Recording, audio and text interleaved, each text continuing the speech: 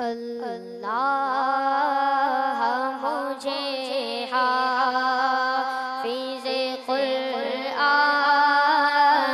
بنا دے،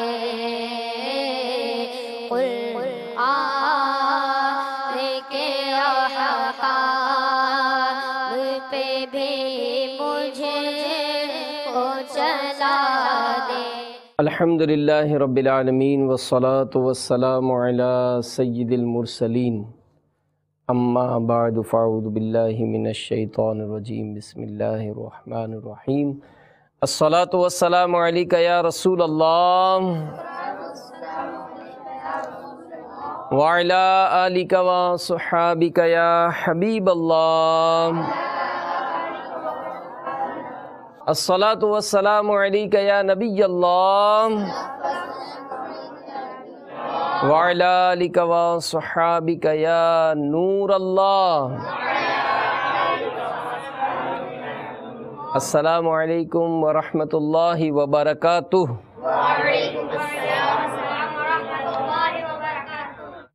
پیارے پیارے مدنی منوں اور مدنی چینل کے ناظرین، مدنی چینل کے سلسلے مدنی منوں کے مدنی پھول میں ہم حاضر ہیں، اور یہ وہ سلسلہ ہے کہ جس کی برکت سے ہم کوشش کرتے ہیں کہ مدنی منوں کو بھی عقائد و معاملات، اخلاقیات اور فرض علوم کے حوالے سے کچھ نہ کچھ معلومات فراہم کریں، تاکہ یہ مدنی منع جو ابتداءً مدرسۃ المدینہ میں داخل ہوتے ہیں، ان کے بھی ذہن و دماغ میں ان علوم کی برکتیں داخل ہوں اور یہ ایک پکے سچے با کردار مسلمان بننے میں کامیاب ہو جائیں۔ نبی رحمت صلی اللہ تعالی علیہ وآلہ وسلم پر درود و سلام پڑھنے کے بے شمار فضائل و برکات ہیں۔ چنانچہ حدیث پاک میں ہے، سرکار مدینہ قرار قلب و سینہ صلی اللہ تعالی علیہ وآلہ وسلم کا ارشاد عالی شان ہے، مجھ پر درود شریف پڑھو، اللہ عز و جل تم پر رحمت بھیجے گا۔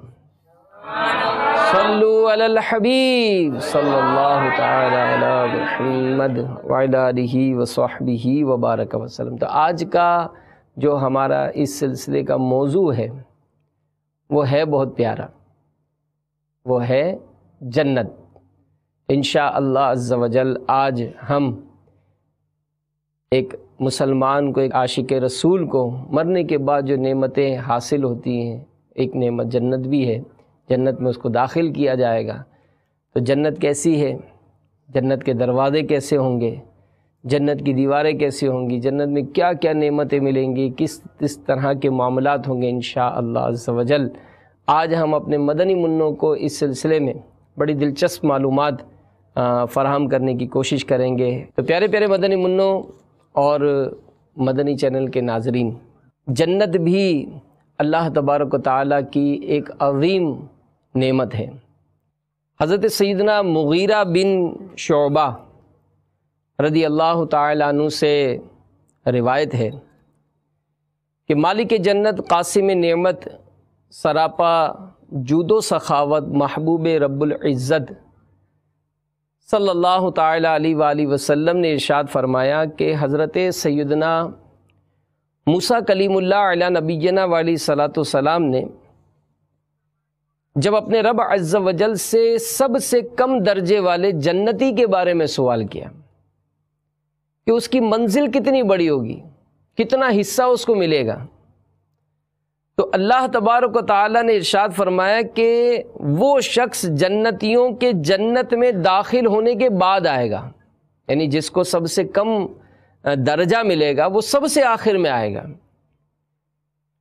تو اس سے کہا جائے گا کہ تو جنت میں داخل ہو جا، تو وہ عرض کرے گا کہ یا رب عز و جل میں کیسے داخل ہو جاؤں، حالانکہ لوگ اپنے محلات میں چلے گئے اور انہوں نے اپنی منازل کو لے لیا، تو اللہ عز و جل فرمائے گا کہ کیا تو اس بات پر راضی ہے کہ تیرے لیے دنیا کے بادشاہوں جیسی نعمتیں ہوں؟ وہ عرض کرے گا یا رب عز و جل میں راضی ہوں۔ تو اللہ عز و جل اس سے فرمائے گا کہ تیرے لیے وہی ہے اور اس کی مثل اور اس کی مثل.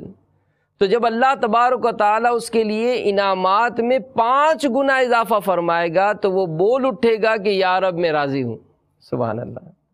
تو اللہ عز و جل فرمائے گا یہ سب تیرے لیے ہے، اور اس سے 10 گنا مزید اور تیرے لیے تیرے نفس کی چاہت کے مطابق اور تیری آنکھوں کی لذت کے مطابق نعمتیں ہیں. وہ عرض کرے گا یا رب عز و جل میں راضی ہوں.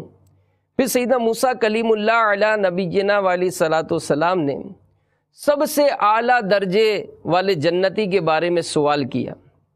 تو اللہ عز و جل نے فرمایا کہ یہ وہ لوگ ہیں جن کو میں نے پسند کر لیا، اور ان کی عزت و کرامت پر میں نے اپنے دست قدرت سے مہر لگا دی.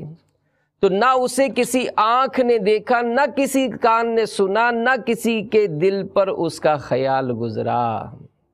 صلو علی الحبیب صلی اللہ تعالی علی محمد. تو پیارے پیارے مدنی منوں، ہمارے شیخ طریقت امیر اہل سنت بانی دعوت اسلامی حضرت علامہ مولانا ابو بلال محمد الیاس اتار قادری رضوی ضیائی دامت برکاتہم عالیہ، یہ بھی بڑی مدنی سوچ عطا فرماتے ہیں کہ ہمیں جنت میں تو جانا ہی ہے، لیکن جنت میں بھی ہمیں وہ جگہ چاہیے کہ جہاں ہمیں آقا کا قرب نصیب ہو. سبحان اللہ. آقا کا پڑوس نصیب ہو. اور اسی ضمن میں آپ اپنے کلام میں بڑی پیاری دعا، مناجات میں بڑی پیاری دعا کرتے ہیں کہ ہو بحر ضیا نظر کرم سوئے گناہگار، ہو بحر ضیا نظر کرم سوئے گناہگار، جنت میں پڑوسی مجھے آقا کا بنا دے، جنت میں پڑوسی مجھے آقا کا بنا دے. اللہ تبارک و تعالی اپنے فضل و رحمت سے، اپنے کرم سے خوش نصیبوں کو جنت میں داخل فرمائے گا. اور یہ ایسی پیاری نعمت ہے اور اس کی برکتیں ہیں کہ حضرت سیدنا انس بن مالک رضی اللہ تعالیٰ عنہ بیان کرتے ہیں کہ نبیوں کے سلطان سرور ذیشان سردار دو جہان صلی اللہ تعالیٰ علیہ وآلہ وسلم نے ارشاد فرمایا کہ جس نے 3 مرتبہ اللہ عز و جل سے جنت کا سوال کیا، جنت دعا کرتی ہے کہ یا اللہ عز و جل اس کو جنت میں داخل کر دے. تو ہم بھی دعا کرتے ہیں کہ یا اللہ ہمیں جنت میں داخلہ عطا فرما، اے اللہ ہمیں جنت میں داخلہ عطا فرما، مولا کریم ہمیں جنت میں داخلہ عطا فرما، آمین. سرکار صلی اللہ علیہ وآلہ وسلم نے ارشاد فرمایا کہ جو شخص اپنے مال میں سے 2 جوڑے اللہ تعالیٰ کے راستے میں خرچ کرے، اسے جنت کے تمام دروازوں سے بلایا جائے گا. اور جنت کے 8 دروازے ہیں. پس جو شخص نمازی ہوگا اس کو نماز کے دروازے سے بلایا جائے گا، جو روزہ داروں میں سے ہوگا اس کو روزے کے دروازے سے بلایا جائے گا، جو صدقہ دینے والوں میں سے ہوگا اس کو صدقے کے دروازے سے آواز دی جائے گی، اور جو اہل جہاد سے ہوگا اسے جہاد کے دروازے سے طلب کیا جائے گا. تو صدیق اکبر رضی اللہ تعالی عنہ نے عرض کی کہ ہر شخص کو کسی نہ کسی دروازے سے بلایا جائے گا، تو کیا کسی کو ان تمام دروازوں سے بھی بلایا جائے گا؟ تو پیارے آقا صلی اللہ علیہ وآلہ وسلم نے فرمایا کہ ہاں، اور مجھے امید ہے کہ وہ آپ ہی ہوں گے. تو صدیق اکبر رضی اللہ تعالیٰ عنہ کی بڑی عظمت و شان ہے.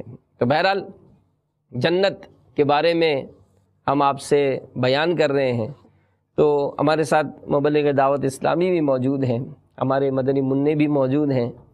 تو یہ بتائیے کہ جنت کن چیزوں سے بنی ہے؟ جیسے ہمارے یہاں بھی مختلف جو تعمیرات کا سلسلہ ہوتا ہے، تو اس میں ہمارا کیا تصور ہونا چاہیے کہ جنت کس سے بنی ہے؟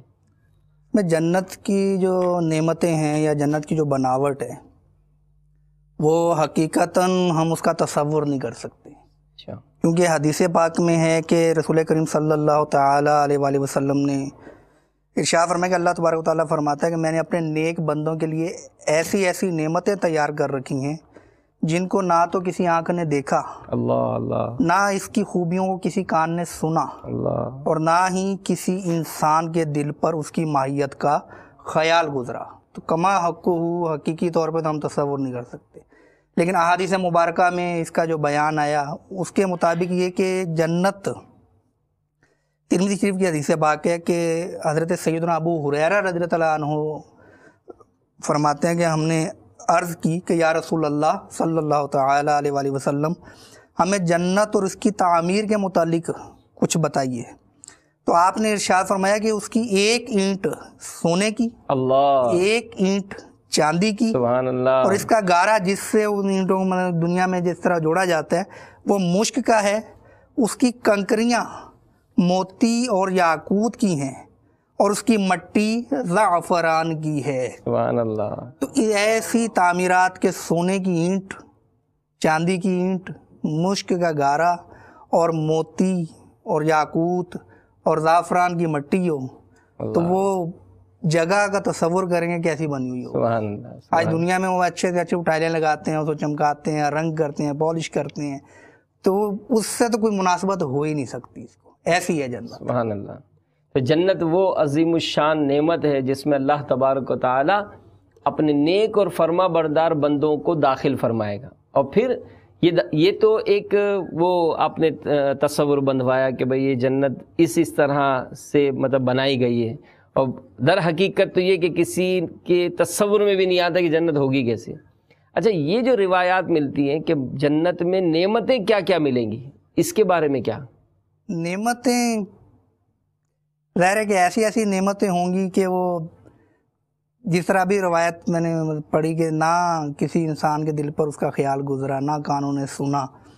تو ایسے ایسے پھل، ایسے ایسے مشروب، ایسی قیام گاہیں کہ جس کا ہم تصور بھی نہیں کر سکتے، اس طرح کی نعمتیں ہوں گی. مثلا ایک بڑی دلچسپ روایت ہے کہ جنتی بیٹھا ہوگا، اچھا، اور ایک پرندہ گزر رہا ہوگا اڑتا ہوا. اللہ اللہ. اب جنتی کے دل میں خیال آئے گا کہ کاش یہ پرندہ بھونا ہوا ہوتا، روسٹ ہوا ہوتا تو میں اس کو کھاتا، دل چاہے گا. تو اتنے میں وہ پرندہ اڑتا اڑتا اس کے سامنے آ کر گرے گا، اور جب اس کو وہ دیکھے گا تو بغیر دھوئیں کے وہ بھونا ہوا ہوگا، روسٹ ہوا ہوگا. اب اس کو کھائے گا، جتنا جی چاہے کھائے گا، جتنا من چاہے کھائے گا. اور جب وہ کھا چکے گا تو وہ پرندہ دوبارہ اپنی اصلی شکل میں واپس آئے گا اور اڑتا ہوا وہاں سے روانہ ہو جائے گا. سبحان اللہ. ایسی ایسی نعمتیں جنت کی ہوں گی. دودھ کی نہریں ہوں گی، اور شراب، پاکیزہ شراب اس کی نہریں ہوں گی، شہد کی نہریں ہوں گی، اور پاکیزہ پانی. اچھا، یہ بھی کہیں پڑھا تھا پیارے پیارے مدنی منو کہ آج جو نہر ہوتی ہے نا، تو وہ نہر تو ایسا ہوتا ہے کہ زمین کھود کر بنائی جاتی ہے. تو میں نے کہیں پڑھا تھا کہ یہ جنت کی جو نہر ہوگی نا وہ مطلب اوپر رواں دواں ہوگی. اچھا، یہ جیسے ہوتا ہے کہ جنت ہوگی لیکن کتنی بڑی ہوگی. ہاں، یہ اب مدنی منع تصور کریں تو یہ ایک سوچیں گے کہ شاید اتنی بڑی ہوگی. بھائی ہمارے یہاں تو ایسا ہوتا ہے کہ مدنی چینل کے ناظرین اگر سوچیں تو وہ پھر مزید کچھ تھوڑا سا شاید آئیڈیا بڑا کریں کتنی بڑی ہوگی. اس پہ ہم روایت سنتے ہیں. سبحان اللہ. کہ حضرت سیدنا عبادہ بن صامت رضی اللہ تعالیٰ عنہ سے روایت ہے کہ رحمت کونین صلی اللہ تعالیٰ علیہ وآلہ وسلم نے ارشاد فرمایا کہ جنت میں 100 منزلیں ہیں، اور ان میں سے ہر 2 منزلوں کے درمیان اتنا فاصلہ ہے جتنا زمین اور آسمان کے درمیان. اللہ سبحان اللہ. اب 2 منزلوں کے درمیان جب فاصلہ ہو کہ زمین اور آسمان، تو مدنی منوں بھی آسمان دیکھتے ہوں گے، مدنی چینل کے ناظرین بھی آسمان دیکھتے ہوں گے، کتا حد نگاہ تصور نہیں کر سکتے کہ یہاں تک ہم پہنچیں گے. خالی سورج جو نظر آتا ہے وہی کہتے ہیں کہ اتنا کروڑوں میل، اور اوپر جائیں گے تو اور دور نظر آئے گا. تو ابھی اتنا فاصلہ 2 منزلوں کے درمیان، تو 100 منزلیں ہوں گی جنت کی. اتنی بڑی جنت ہوگی. اور ایک اور روایت ہے کہ 100 منزلیں ہیں، اور ایک درجے میں اگر تمام جہانوں کے لوگوں کو جمع کر دیا جائے تو وہ ایک ہی درجہ سب کو کافی ہو جائے. اللہ. جتنی مخلوق ہے، جتنے لوگ ہیں، سب کو اگر ایک جگہ جمع کر دیں تو ایک درجہ وہ کافی ہو جائے گا ان کو. اتنی بڑی ہے جنت. اچھا، اب جیسے کہیں داخل ہوتے ہیں تو ہوتا ہے نا بیچ میں دروازہ بھی آتا ہے، تو کیا یہ جنت کے درجوں میں بھی کوئی دروازے ہوں گے؟ دروازے تو ابھی آپ نے ذکر کیا نا 8 دروازے ہوں گے. جی جی. اب بڑا کتنا ہوگا اس پہ بھی حدیث پاک ہے مسلم شریف کی کہ جنت کے دروازوں کی چوکھٹوں میں سے 2 چوکھٹ کے درمیان 40 برس کا فاصلہ ہے۔ اللہ اکبر۔ بہرحال جنت میں ایسی ایسی نعمتیں کہ جو نہ کسی آنکھ نے دیکھی، نہ کسی کان نے سنی، نہ کسی کے دل میں اس کا خیال گزرا۔ ایسی اعلیٰ یہ نعمت ہے، ایسی اعلیٰ یہ برکت والی جگہ ہے۔ تو خیر اب یہ جیسے ہم سنتے ہیں کہ جنت میں باغات ہوں گے اور وہاں جو ہے وہ پھل لگے ہوئے ہوں گے، تو یہ باغات کیسے ہوں گے؟ باغات کی جو کیفیت بیان کی گئی ہے وہ تو ایسے ہے کہ دنیا میں تو مدنی منوں نے بھی وہ پھلوں کے درخت وغیرہ دیکھے ہوں گے اور اس طرح جاتے ہیں، پھر مدنی منع اگر گھر میں کوئی چیز لگی ہوئی ہے تو اس کو اتارنے کی کوشش کرتے ہوں گے تو ان کا ہاتھ ہی نہیں پہنچتا ہوگا وہاں تک، اور اگر کوئی ایسا پھل ہے جو ذرا اونچا لگتا ہے تو اس کے لیے تو پھر بڑے بھائی سے درخواست کرنی پڑتی ہوگی کہ مجھے یہ اتار دیں، یا ابو جان سے کہنا پڑتا ہوگا۔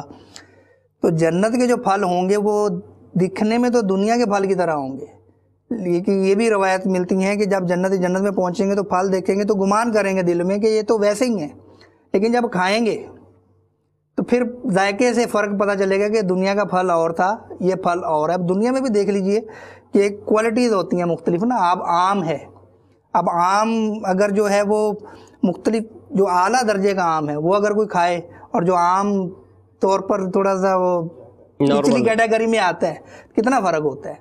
تو اسی طرح آپ دنیا کا بہترین سے بہترین پھل لے لیں، اس کا ذائقہ لے لیں، تو جنت کے پھل کے ذائقے سے اس کی مناسبت ہی نہیں۔ اور جنتی کھائیں گے کیسے اس کو؟ بالکل ہر چیز پہنچ میں ہوگی۔ اچھا، بیٹھیں گے آرام سے، بلکہ یہاں تک بھی وہ شاید منہ لگا کے بھی اس کو کھا لے، اتنا نیچے ہوگا۔ تو جنت ایسا پیارا اور عظیم الشان جگہ ہے جو اللہ تبارک و تعالیٰ نے اپنے نیک بندوں کے لیے بنائی ہے۔ ماشاءاللہ۔ تو یہ جنت کے تذکرے ہو رہے ہیں، اور ہم نے تو اکثر جو پڑھتے ہیں نا، اور امیر اہل سنت بعض اوقات اپنے اشعار میں پڑھاتے بھی ہیں کہ باغ جنت میں محمد مسکراتے جائیں گے، باغ جنت میں محمد مسکراتے جائیں گے، پھول رحمت کے جھڑیں گے ہم اٹھاتے جائیں گے انشاءاللہ عز و جل۔ انشاءاللہ سرکار کے پیچھے پیچھے پیچھے انشاءاللہ عز و جل ہم بھی جنت میں جائیں گے۔ اور یہ ایک کلیہ ہے، یاد رکھیے گا، مدنی چینل کے ناظرین بھی اور مدنی منع بھی۔ ایک صحابی رضی اللہ تعالیٰ عنہ جن کا نام حضرت ثوبان رضی اللہ تعالیٰ عنہ، یہ ایک مرتبہ سرکار صلی اللہ علیہ وآلہ وسلم کی خدمت میں حاضر ہوئے، بڑے افسردہ تھے، ایک کونے میں بیٹھ گئے۔ تو سرکار علیہ الصلوۃ والسلام نے جب توجہ فرمائی تو فرمایا کہ اے ثوبان اتنے افسردہ کیوں ہو، غمزدہ کیوں ہو؟ تو عرض کرنے لگے کہ یا رسول اللہ صلی اللہ علیہ وآلہ وسلم، آج اگر تھوڑی دیر کے لیے میں دور ہوتا ہوں آپ سے تو میرا دل بڑا بے قرار ہو جاتا ہے، مجھے مزہ نہیں آتا،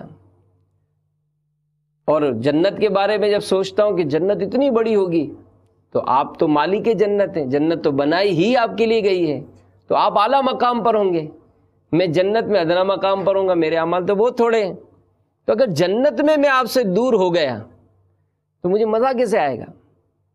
تو سرکار علیہ الصلوۃ والسلام خاموش ہوئے، اللہ تعالیٰ کی رحمت جوش پر آئی اور ارشاد فرمایا کہ اے محبوب صلی اللہ علیہ وآلہ وسلم، جو آپ سے محبت کرتے ہیں وہ جنت میں آپ کے ساتھ ہوں گے، خلد میں ہوگا ہمارا داخلہ اس شان سے، خلد میں ہوگا ہمارا داخلہ اس شان سے، یا رسول اللہ کا نعرہ لگاتے جائیں گے، نعرہ رسالت، نعرہ رسالت، یا رسول اللہ کا نعرہ لگاتے جائیں گے۔ تو جنت بڑی اعلیٰ نعمت ہے۔ تو یہ جنت کے باغات کا آپ نے فرمایا، تو اب جیسے آج کل کوئی مثال باب المدینہ میں رہتا ہے، کوئی زمزم نگر میں رہتا ہے، کوئی مدینۃ الاولیاء میں رہتا ہے، تو کوئی پاکستان میں رہتا ہے، تو کوئی ہند میں رہتا ہے، کوئی امریکہ میں بھی ہے، تو ابھی ہمارے ساتھ یو کے والے بھی ہو سکتا ہے ہوں گے، تو کسی نہ کسی ملک کے ہوتے ہیں۔ تو اب جیسے یہاں تو جو امریکہ میں ہے تو پتہ نہیں کب ملتے ہیں اس سے، جو زمزم نگر میں وہ بھی پتہ نہیں کب ملے گا۔ تو جنت میں جو آپس میں اتنے سارے ہم رہیں گے تو آپس میں ملاقات کیسے ہوگی؟ ملاقات یقیناً جنتیوں کی ہوگی۔ اچھا، ترغیب و ترہیب کی روایت ہے سبحان اللہ۔ کہ رسول کریم رؤوف الرحیم صلی اللہ تعالیٰ علیہ وآلہ وسلم نے ارشاد فرمایا کہ جنت میں جنتی جمع ہوں گے، اچھا، اور ان میں وہ بھی ہوں گے جو آپس میں رشتہ دار ہوں گے، اور وہ بھی جو آپس میں رشتہ دار نہیں ہوں گے۔ پھر وہ ایک دوسرے سے تعارف حاصل کریں گے، یعنی ملاقات کیا کریں گے۔ اللہ، پھر جنتیوں کی ملاقات ہوگی۔ ایک روایت لکھی بھی ہے یہاں پر کہ جب جنتی باہم ملنا چاہیں گے، پتہ نا آج ہم ملنے گئے تو بھائی کیا ہوا، او ہو گاڑی تو کوئی لے گیا، اچھا آج تو سی این جی بند ہے، آج نہیں مل سکتے بھائی، آج تو ہڑتال ہے۔ تو یہاں پر یہ ہوا کہ روایت میں ہے کہ ان کے پاس نہایت اعلیٰ درجے کی سواریاں لائی جائیں گی اور گھوڑے لائے جائیں گے، اور ان پر سوار ہو کر جہاں چاہیں گے جائیں گے۔ تو جنت میں ویسے ایک بات ہے، امیر علیہ سنت نے بھی اپنی مدمزہ کہ وہاں غم نہیں ہے، غم نہیں ہے کہ اگر مثال یہاں مطلب کوئی چیز بھائی کیا ہوا، او ہو آج تو بسیں بند ہے، بھائی میرے پاس موٹر سائیکل تو ہے نہیں، میرے پاس تو گاڑی نہیں ہے، تو جس کے پاس گاڑی نہیں ہوگی موٹر سائیکل نہیں، غم ہوگا نا۔ تو جنت میں غم نہیں ہے، تو اسی لیے کہا جاتا ہے کہ اپنی زندگی نیک اور پرہیزگاری کی صورت میں اختیار کرنی چاہیے۔ جب زندگی اچھی گزرے گی، اللہ کی فرما برداری میں گزرے گی، تو جس نے اپنی زندگی فرما برداری میں گزاری اللہ تعالیٰ اسے جنت عطا فرمائے گا۔ تو بہرحال اب یہ کہ جیسے آپ نے کہا کہ ملاقات بھی ہو گئی، کھانا بھی بھنا ہوا آ جائے گا، کھا لیں گے۔ اب ظاہر ہے یہاں تو اگر کھاتے پیتے ہیں نا تو پھر ظاہر ہے واش روم کے چکر بھی زیادہ لگتے ہیں، تو کھانا یا جو بھی چیز جنت میں کھائی جائے گی تو یہ ہضم کیسے ہوگا؟ جنتیوں کا کھانا ہضم ہونے کا بھی جو انداز ہے نا وہ مدنی منوں کے لیے بڑا دلچسپ۔ سبحان اللہ۔ حدیث پاک ہی سنتے ہیں، مسلم شریف کی حدیث پاک ہے، سرکار مدینہ سرور قلب و سینہ صلی اللہ تعالیٰ علیہ وآلہ وسلم نے ارشاد فرمایا کہ جنتی جنت میں کھائیں گے اور پئیں گے، لیکن نہ تو تھوکیں گے، نہ ہی پیشاب و پاخانہ کریں گے، نہ ہی ریٹ سنکیں گے۔ صحابہ کرام علیہم الرضوان نے عرض کی کہ وہ کھانے کا پھر کیا ہوگا؟ تو نبی کریم صلی اللہ تعالیٰ علیہ وآلہ وسلم نے ارشاد فرمایا کہ انہیں ایک ڈکار آئے گی اور ایسا پسینہ آئے گا جو مشک کی خوشبو کی طرح ہوگا، اور سبحان اللہ والحمدللہ کہنا جنتیوں کے دل میں اس طرح ڈال دیا جائے گا جیسے سانس ہے۔ اچھا، جیسے یہاں پر ہوتا ہے، اب کبھی بہت زیادہ ٹھنڈ ہوتی ہے، جیسے ہمارے مدرسہ مدینہ بعض ہمارے نظر آتے ہیں کہ پہاڑوں پر وہ مدرسے بنے ہوئے ہیں، وہ برف باریاں ہو رہی ہیں، جی۔ تو یہ بھی مختلف موسم ہوتے ہیں، کہیں بہت زیادہ ٹھنڈ ہوتی ہے، کہیں بہت زیادہ گرمی ہوتی ہے، تو جنت کا جو موسم ہے وہ کیسا ہوگا؟ جنت کا موسم بھی بہت مثالی ہوگا۔ اچھا، اب یہاں پر گرمی تھوڑی سی زیادہ ہو جائے تو ظاہر آزمائش بن جاتی ہے، پسینہ آتا ہے اور جی گھبراتا ہے۔ اب سردی زیادہ ہو جائے تو پھر وہ سردی سے بچنے کے لیے وہ گرم کپڑے پہنتے ہیں اور پھر جناب وہ آگ کے آگے بیٹھ جاتے ہیں سینکنے کے لیے اس کو، اس طرح سے اپنی وہ حرارت کو قائم رکھنے کی کوشش کرتے ہیں۔ تو جنت میں اس قسم کے مناظر نہیں ہوں گے، بلکہ وہاں پر انتہائی خوشگوار اور معتدل درمیانہ موسم ہوگا۔ اس کے بارے میں سورۃ الدہر میں ارشاد فرمایا ترجمہ کنز ایمان، نہ اس میں دھوپ دیکھیں گے نہ ٹھٹر۔ بہرحال یہ پیارے پیارے مدنی منوں، روایت میں یہ دعوت اسلامی کے اشاعتی ادارے مکتبۃ المدینہ کے مطبوعہ کتاب میں لکھا ہے کہ جنتیوں کے لباس، جو لباس پہنے جائیں گے، نہ پرانے ہوں گے نہ ان کی جوانی فنا ہوگی۔ جنت میں نیند نہیں کہ نیند ایک قسم کی موت ہے، اور جنت میں موت نہیں۔ جنتی جب جنت میں جائیں گے ہر ایک اپنے اعمال کی مقدار سے مرتبہ پائے گا، اور اس کی فضل کی حد نہیں۔ پھر انہیں دنیا کے 1 ہفتے کی مقدار کے بعد اجازت دی جائے گی کہ اپنے رب عز و جل کی زیارت کریں. سبحان اللہ. عرش الہی ظاہر ہوگا اور رب عز و جل جنت کے باغوں میں سے ایک باغ میں تجلی فرمائے گا اور ان جنتیوں کے لیے ممبر بچھائے جائیں گے. نور کے ممبر، موتی کے ممبر، یاقوت کے ممبر، زبرجد کے ممبر، سونے کے ممبر، چاندی کے ممبر، اور ان کا ادنا مشک اور کافور کے ٹیلے پر بیٹھے گا. اور اللہ تعالیٰ کا دیدار ایسا صاف ہوگا جیسے آفتاب اور 14ویں رات کے چاند کو ہر ایک اپنی جگہ سے دیکھتا ہے. سبحان اللہ. تو بہرحال یہ نعمتیں ہیں، یہ برکتیں ہیں. اور اس میں ایک بات ہمیں یہ بھی بتائیں کہ یہ نعمتیں جب ملتی ہیں، ظاہر ہے اگر آج دنیا میں کسی کو اچھا مکان مل جاتا ہے، اچھی گاڑیاں مل جاتی ہیں، پھر ایک وقت آتا ہے کہ اسے موت آتی ہے. تو کیا جنتیوں کو موت آئے گی؟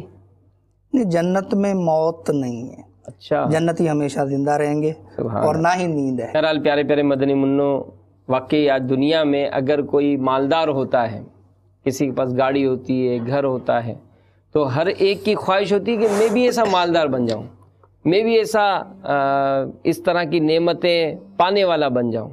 تو اب یہ کہ اس جنت کو پانے کی کوشش یہ ہم بھی کر سکتے ہیں، نمازوں کی پابندی کر کے، روزے جن پر فرض ہوں وہ رکھ کر، زکوٰۃ ادا کر کے، حج ادا کر کے، اور پھر جو احکامات ہیں، ماں باپ کی فرما برداری کرنے کا حکم ہے، سچ بولنے کا حکم ہے، اپنے اعضاء کو گناہوں سے بچانے کا حکم ہے. تو جو فرما برداری کے کام ہیں، جو شخص وہ عمل کرے گا جس کا حکم فرمایا گیا، اللہ تبارک و تعالیٰ اپنے فضل و کرم سے اسے جنت عطا فرمائے گا.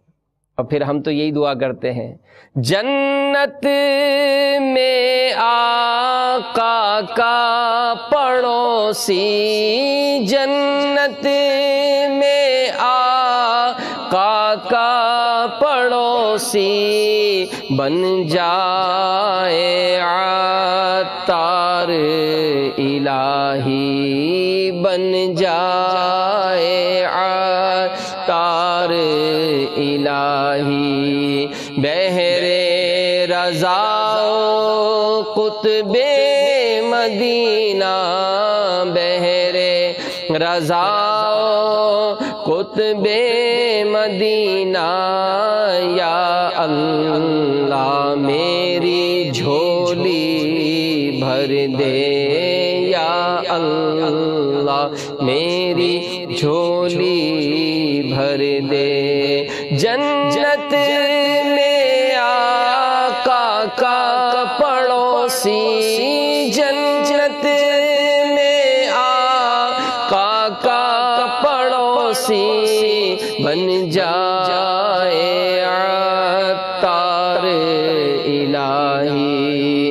بہرے رضا قطب مدینہ، بہرے رضا قطب مدینہ، یا اللہ میری جھولی بھر دے، یا اللہ میری جھولی بھر دے.